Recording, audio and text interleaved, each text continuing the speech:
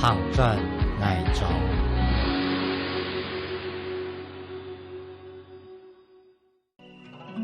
从一粒体位用高麻白黄头胡头出油，接出一太暗光头油，等一滴头油滴到盘内，香味慢慢产生无量。从一粒花凝到大花一蕊蕊，兰花开面突出白色高糖，请所有天使来披香。二头鱼走来七色水雾，兰花天使行到天公岛。本向五色甘露，佢刚刚係竹田人嘅山媽咪，也甜甜係綠對地方嘅心頭意。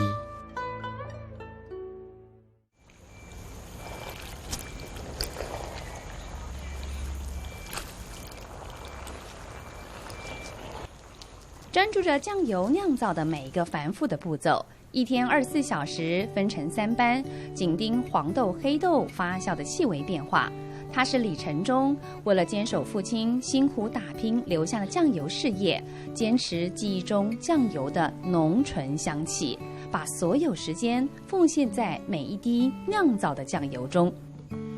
取入缸加盐水之后，我们要定期的去翻动它，然后让那个里面的酵母菌和乳酸菌产生那个增殖，就是繁殖到一个数量之后，它的菌相才会平衡，然后这样做出来的酱油的风味啊才会香醇。要怎么样制好酱油呢？其实就是要一个够细心的人。整个制程上来说呢，就是其实只要一个步骤，就是管理不当的话，其实你要救已经就救不回来了。因为当你一个闪失，微生物它是生长是不会停止的，东西一被污染，它的味道就跑掉了。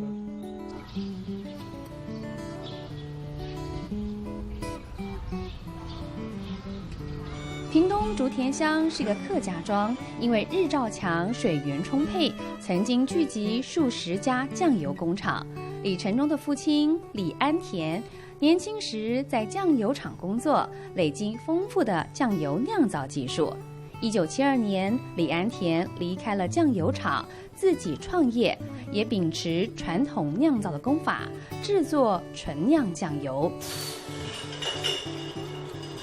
而为了传承父亲酿酱油的精神，2010年，李家第2代李承忠与姐姐李明芳接班，一个人扛下酱油酿造重担，另一个人负责市场行销，传接父亲的基业，更将传统酱油走向精品化。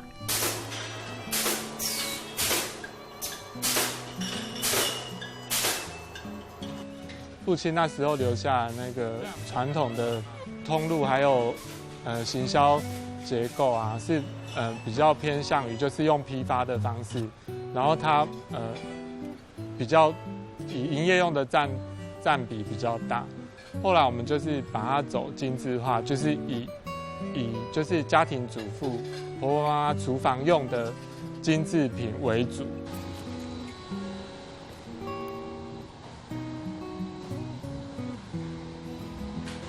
这个呢是黄豆和小麦混合之后，经由曲菌的生长而产生的2日曲。假如失败的话，接下来就会等于也不用再进行下去了。所以这个阶段呢是非常重要的一个关键。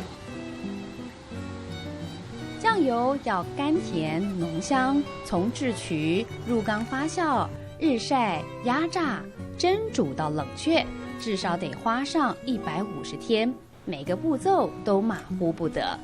酱老呢，经过压榨之后会产生生酱汁，然后生酱汁呢，经过最后这一道蒸煮的步骤呢，冷却、过滤、装瓶，就可以送到消费者的手上了。酿造啊，每个生产环节，因为它是活的，微生物它是无时不刻不在影响你的产品的组合，所以其实从制曲开始，我们就要很细心的去照顾接下来的制程呢，就是其实只要符合法规的部分啊，就是秉持着卫生安全，其实做出来的产品呢就不会太差这样子。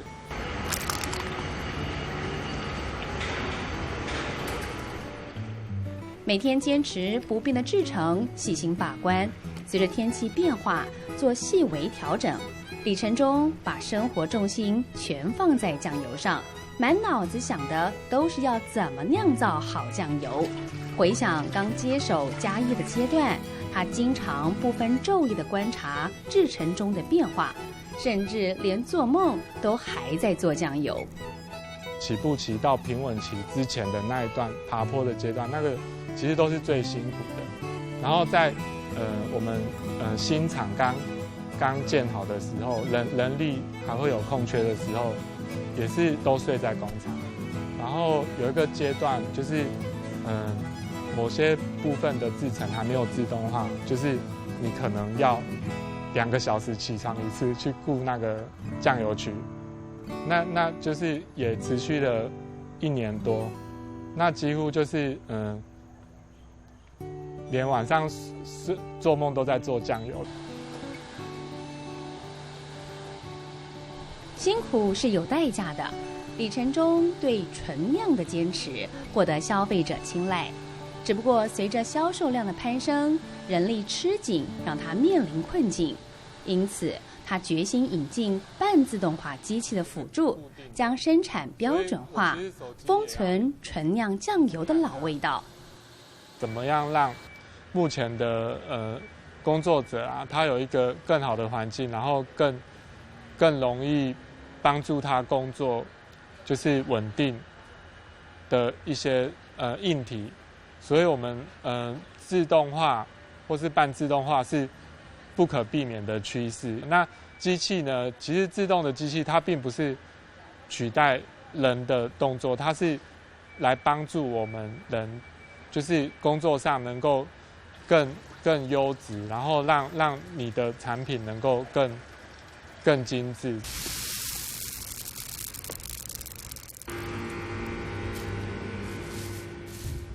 陈大哥，我爱看今年的豆仔水下摆。袂歹，今年豆哦，不大粒。哦，这品质袂歹哦。这有好，这也做豆油，1支8真正赞对吧？而要酿造好酱油，除了制程严格把关，最关键还要有好的原料。李承忠与农友契作，以台湾本土黄豆及黑豆酿造酱油，不仅风味更好，也帮助在地农业。这种黄豆做起来的甜度，甜度一定够，香味，我们出起来健康，不是像外国的，怎样我们看不到。我们在台湾自己管理自己种，很多农民喜欢做了但是没有厂商，他们不愿意，因为成本太高了都没有。那这厂商就有的都干脆说我卖进口的比较便宜了。他们的意思来找我这样我说好2个配合看看最前的时候就那个量没有那么大了现在量比较大了。总今年这种了半个月安尼好料袂歹销量嘛袂歹这摆来伊搁这初叶发起来来的，一大得较紧，初叶来一大得较紧不怕成本高，李承忠舍弃进口黄豆，亲自挑选看得到、摸得到的台湾本土黄豆。除了排除机改豆的风险，减少运送碳足迹，更是他对台湾土地的情感，以及对酿造好酱油的坚持。我们台湾就有那么多好的农产品，我们为什么不好好利用呢？我们的出发点假如都是以盈利为考量的话，这样其实有时候会丧失原本的那个动力。那我们还是秉持说要做给我们自己吃的那个心情去规划这整个事情，所以就没有考虑那么多成本一些这些方面的问题了，所以就去进行吧。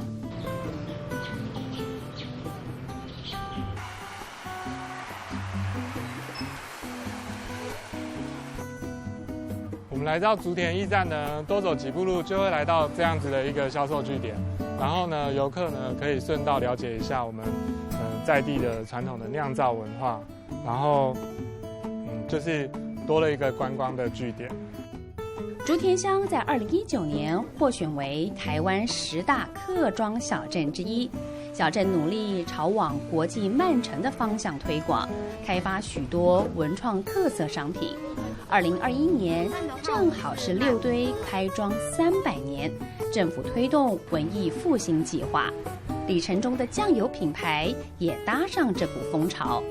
他和姐姐李明芳重新设计店铺，推出竹田设计版酱油，融入竹田旧火车站等具有特色的绘画，借此行销竹田观光。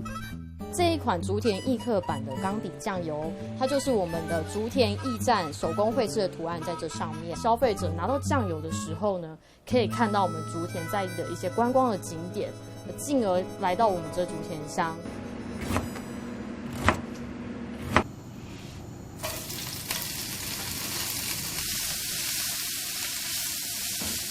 應該好食的，它以龜甲好，有邊個香味嘛？好是哈，裡面有落唔煮嘅頭油啊，落一個那個頭，唔是，要講嘅唔是哈，按那個不穩。早年与李安田胼手知足，撑起家庭和酱油事业的李妈妈，了解传统产业的辛苦。但是手里拿着儿子用心酿造的酱油，做出一道道的客家料理，心中仍旧感到欣慰。當下哈，聽到孩子要接這個事業，有沒有？我覺得哈，雖然傳統事業很辛苦，但是哈，我覺得他們就是傳承這個好的事業哈，也是一個非常棒的選擇。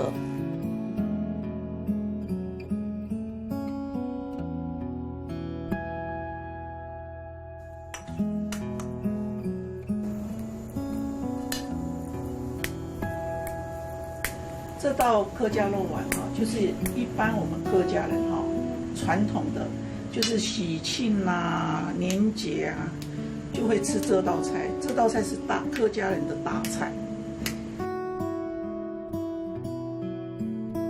家孩子有没有他们都尽量哈用我们台湾好的东西，跟农民结合，这点哈我非常的放心。有翻来煮的呢？是可能不是。人肉羊嗰種係南浦行哪裡有啊？五湖日月，過年節，葱也去弄會掉。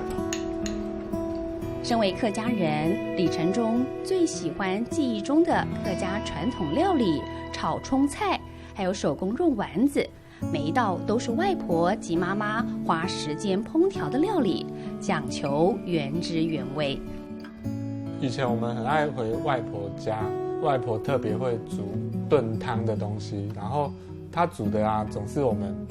念念不忘的味道，然后你料加多一点水，加少一点汤就变好喝了嘛。对，所以其实我们在做酱油这样子的产品的时候啊，其实就是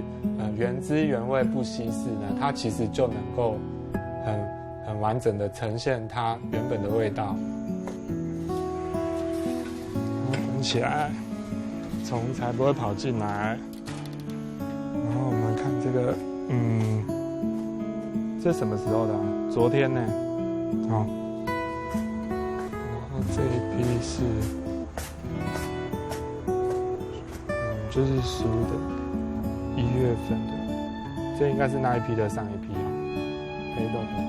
以做给家人吃的心情来酿造酱油，李承忠丝毫不敢懈怠。他将外婆及妈妈烹调客家佳肴的风味牢牢记在心中，也将自己酿造的美味酱油回馈给家人。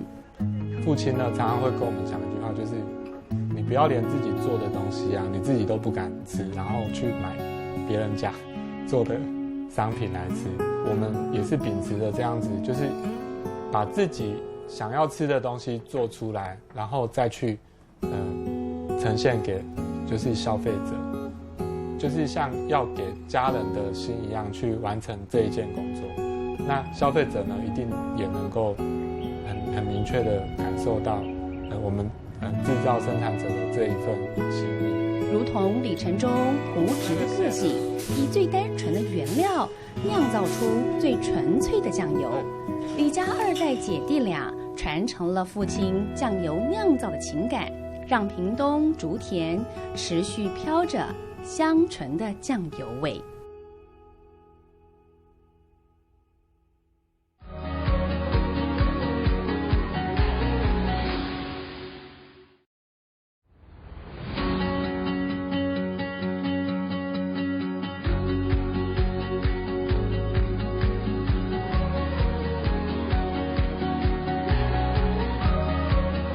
行转内中，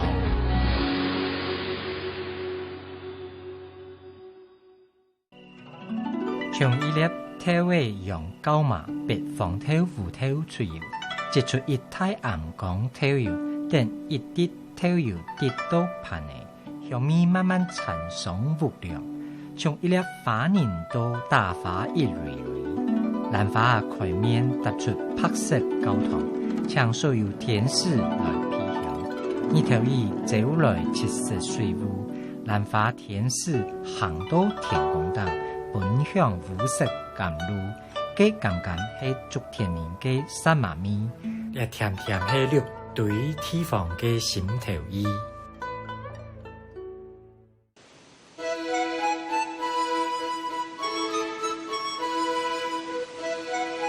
以将近3万株文心兰、1万株万代兰等兰花为主题，营造童话森林般的梦幻。这一座迷雾蓝境的设计者是来自屏东竹田乡兰花休闲农场的陈宏志，和酱油酿造的李承忠一样，是2代接班，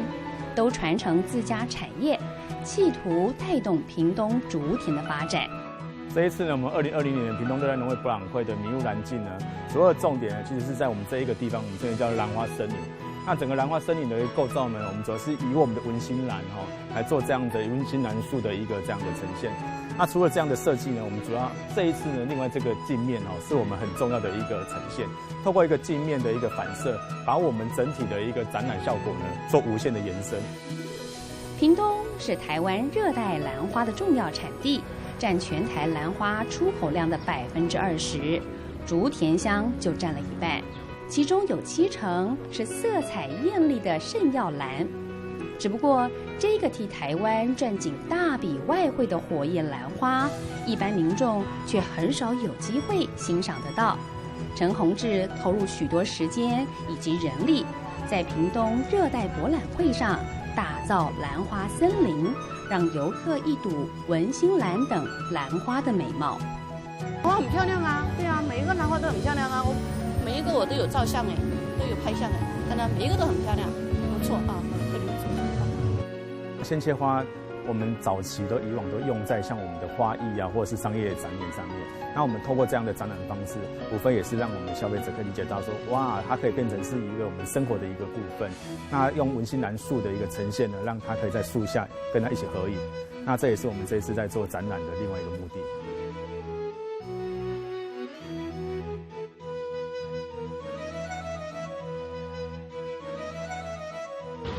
这支新的品种，我看这经营袂歹，你看这个花的度高，它有来做平差寿命，那个平差寿命也不错。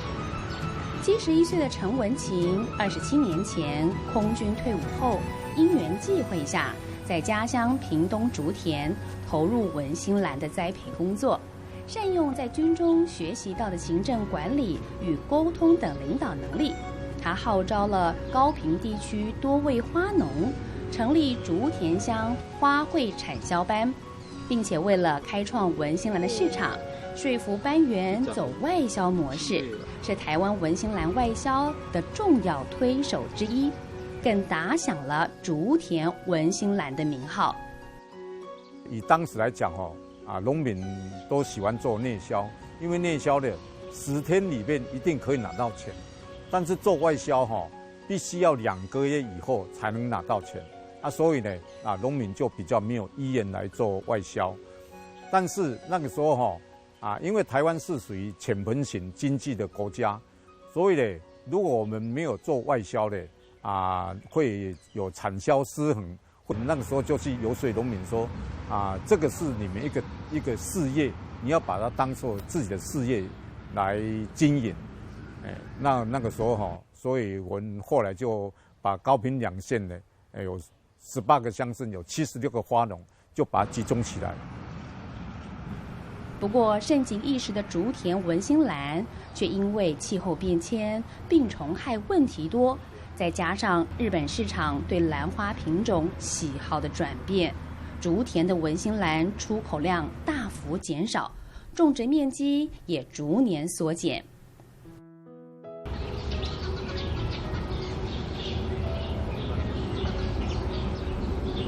直到12年前，在台北从事饭店管理的陈宏志，决心返乡协助父亲，让竹田的兰花产业有了翻转的契机。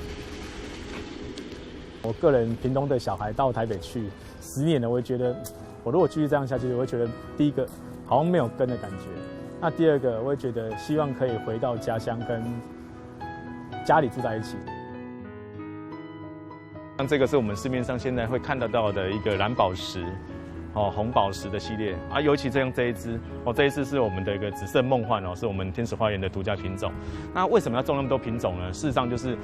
那么多的品种，并不是所有的品种都适合到量产。那量产有一些需求，包含它的产量1年的年产量可以开几支，然后整个抗病性，还有最重要会挂在这边是看消费者对它的喜好程度。那做完这些 pilot test 的预先测试之后，我们才去做一个大量的一个生产。细数着兰花品种，在外10年的游子，始终觉得自己像是失根的兰花。陈宏志认为，替别人的事业打拼，不如返乡帮忙父亲辛苦经营下的兰花产业。其实我们在做这个兰花的一个生产的照顾讲白了，其实也没有太大的技巧。那很重要的，其实我们在做整个生产来讲，就是要观察入微那像我们平常在巡园即使是很多都自动化了，但是巡园的动作就在看整个在照顾的生产里面有哪些细节我没有忽略到的。只不过，正当陈宏志返乡积极投入兰花经营时，一场无情的风灾重创了家中的兰花园，但他却没有因此丧志，反而感谢老天给了他最严峻的试炼。08年的时候，我一回来不久，就马上接受到88台风的摧残那很多人觉得，你遇到那么大的风灾，你怎么觉得是一个好事呢？我说，因为人生越早见到谷底，接下来就是往上爬。那我们在那一次也因为88台风，所以导致了让我们有一个园子就这样子消失了。因为刚好有空园，所以我就大胆的去引进了最新的品种，也是我们现在的 Honey Angel 甜蜜天使这个品种。那也因为这一个新的文心兰的品种，让我们很幸运的赚到了我个人的第一桶金。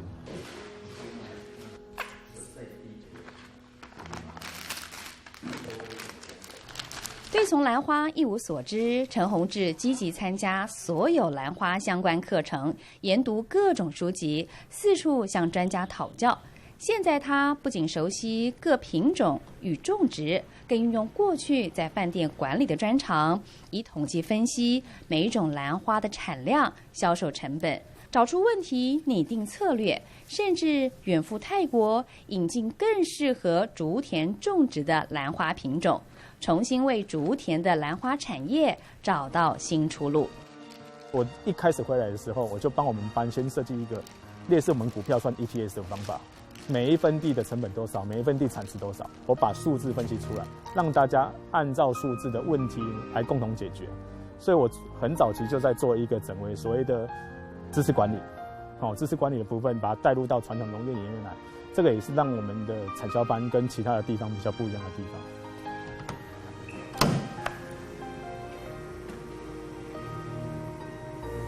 哦，这个就是我们的万代兰哦，从我们早上呢，从园子剪完之后呢，就送进来这边哦，做一个简易的一个杀菌跟杀虫的一个处理。那事实上，这些花除了我们自己生产的以外呢，也是把我们所有的农民的花集中在这里。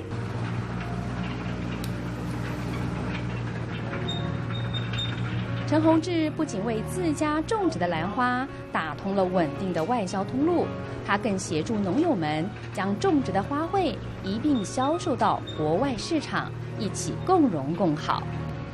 经过这几年我们在外销的经验的累积，我们不只把我们自己的种植的花生产出去，事实上也把从林洛以南到枋山这个区块，那我们的农民所种植的东西，我们也想办法协助他们做外销。像后面这一批的凤梨花，也是在这一个产季日本很喜欢的花，那我们也借由这样子的一个外销经验呢，把它集中在这里。那所以现在这边已经不只是兰花节的集散地，也是我们的南部的一个很重要的一个花卉外销的一个集散地。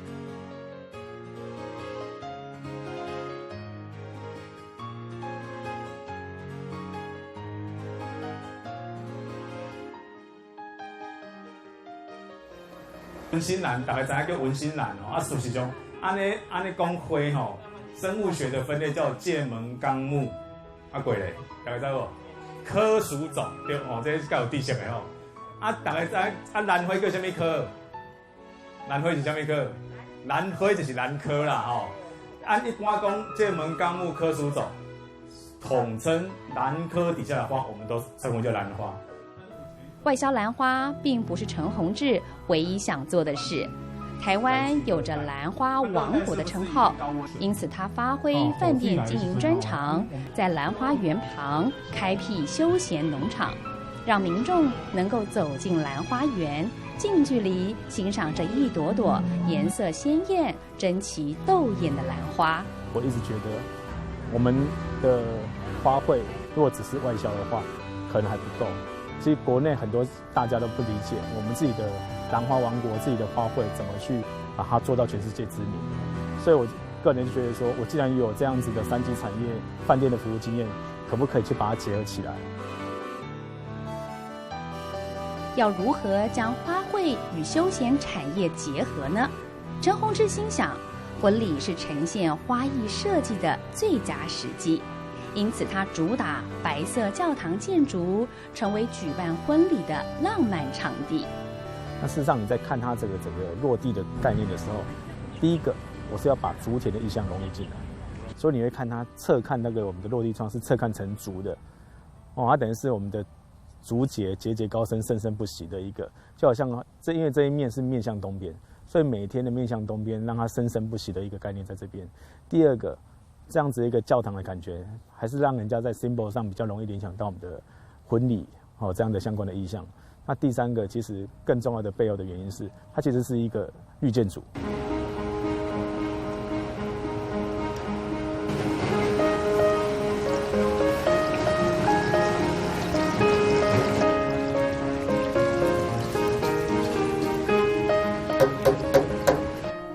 更多游客愿意驻足兰花园，美食是必备的元素。陈宏志利用竹田当地食材，设计独特客家味的创意料理，像是客家豆乳鸡的咸香风味，成功虏获游客的味蕾。这个是一个非常在地的一个我们客家的一个调味法。那我们当初在做这样子的料理的时候，就会想，其实 fried chicken 这件事情是国际上大家很容易接受的东西。那你怎么把在地的调味法放进来？有时候我们在跟老外介绍的时候，我们就说这个是 fried chicken Hakka style， 对，让他知道说，这样子的过程，他既然熟悉的一个口感，但又有吃到我们客家的感觉，就我们当初在把这一道菜给设计进去很重的一个理念。我们竹田乡公所计划，今年我们就要加入这个国际慢城这个计划。那预计这个台湾区的年会会在我们竹田来召开。到时候可能就要请宏志您帮我们也想想看，有没有什么好的点子，或是可以来帮助这个让大家更能来看到竹田。陈宏志开辟兰花休闲农产，导入观光，正好与竹田乡公所推动加入国际慢城计划不谋而合。新的高经济的一个农业产业，更符合这个国际慢城那种来到当地可以做一个慢活的一个城市的这种条件。所以我们在相关条件的这个撮合之下，我们预计向这个国际慢城组织这边来提出申请。天使花园走到这样子的一个竹田乡公所，跟我们的竹田火车站附近，好像我们的豆油博啊，另外一个接温站2个彼此一个呼应串联起来哈。我们自己出生在这里，要改变这边，唯有从自己这边出生的人自己开始来做。那透过这种做法，其实也让在地的居民去了解说，我们这个地方的土地利用也可以做这样的发展。那渐而渐之，把产业带上来，把附近的观光带上来之后，我们地方上大家要彼此串联。如果说像竹田乡其他地方他们也想做这样的事情，我想我很愿意去做一个免费的咨询的角色，因为其实大家共同共好，这个才是一个永续的很重要的一个精神。返乡12年，从兰花外销到设立观光休闲农场，推动产业升级，陈宏志开创新的里程碑，并以自己专长复制成功经验，期盼未来能够有更多人走进竹田，爱上这里的慢城生活。